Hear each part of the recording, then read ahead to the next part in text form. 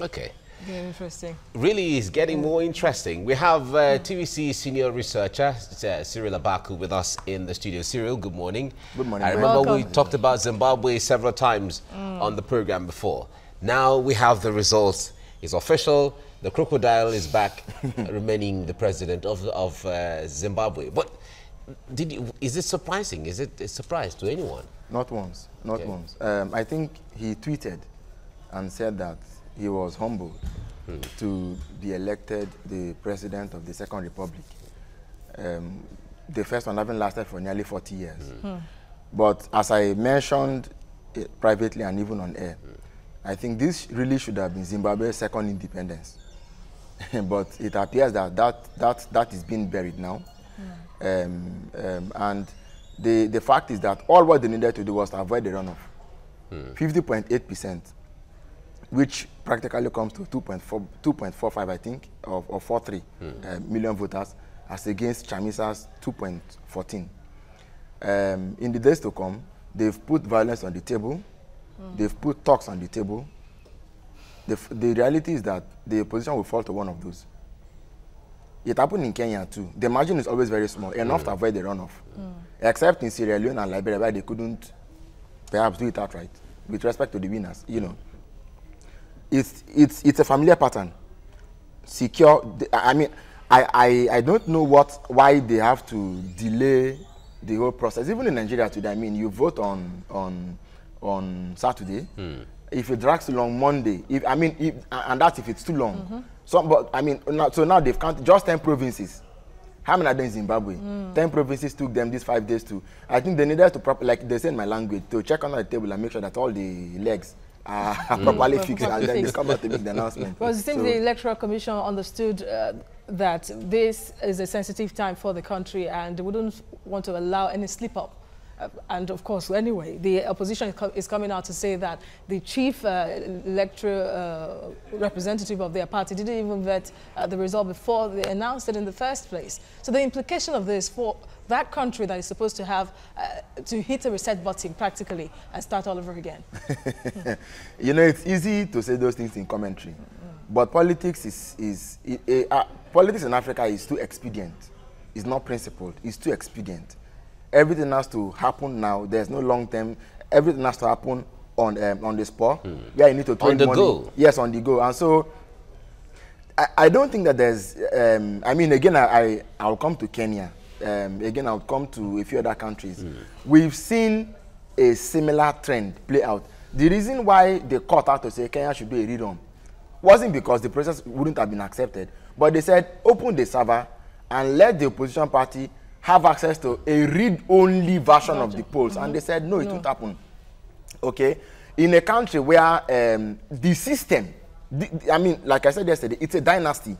All those judges, all those election umpires, the entire bureaucracy was pledging allegiance to one man. One man who built a structure on the military. The military that had Mnangagwa as its head. So this is just a succession. Okay, it was always clear that Mnangagwa was going to be was the crown prince or the heir apparent. It was only when Mugabe was going to play aside the script that they had to say, "Oga, let's let you go, and let's continue." So this, for me, essentially is a continuity. The question of pressing the reset button, you know, there's a challenge. There's a challenge.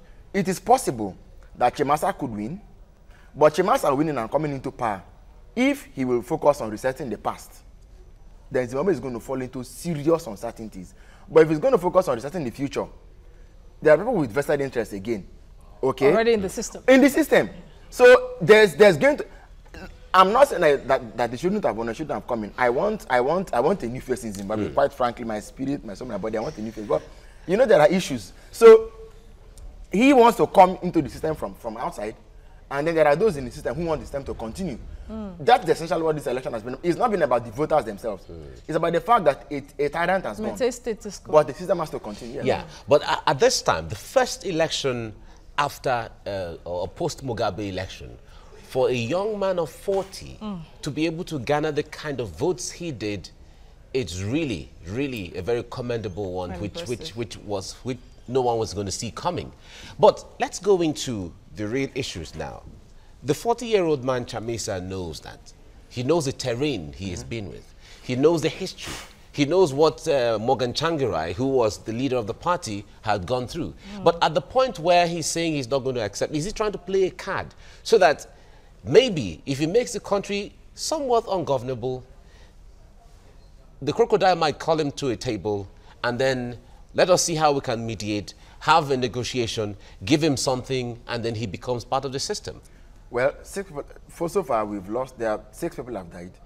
According to police Reports, yeah.